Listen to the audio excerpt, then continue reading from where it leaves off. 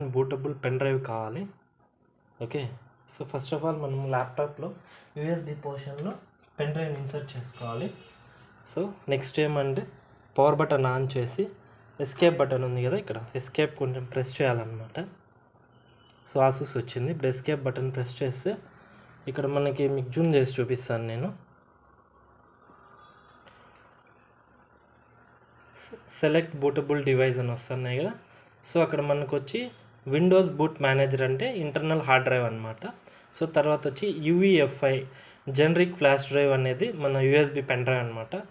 So మనము కిందకి ఆరోకి press చేసి దీన్ని సెలెక్ట్ చేసుకుందాం. ఇప్పుడు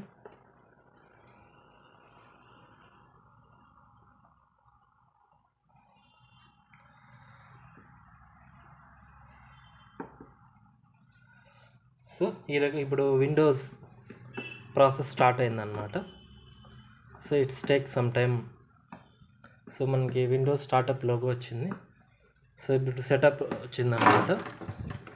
సో ఫస్ట్ ఆఫ్ ఆల్ మనం నెక్స్ట్ని ప్రెస్ చేద్దాం. సో నెక్స్ట్ కీబోర్డ్ పని చేయట్లేదు కదా, సో ట్యాబ్ యూస్ చేసాం.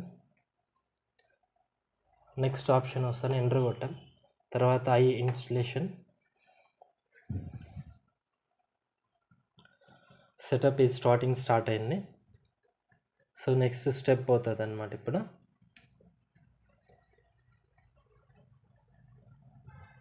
సో నెక్స్ట్ స్టెప్ అగ్రిమెంట్ అనమాట, లైసెన్స్ అగ్రిమెంట్ మైక్రోసాఫ్ట్.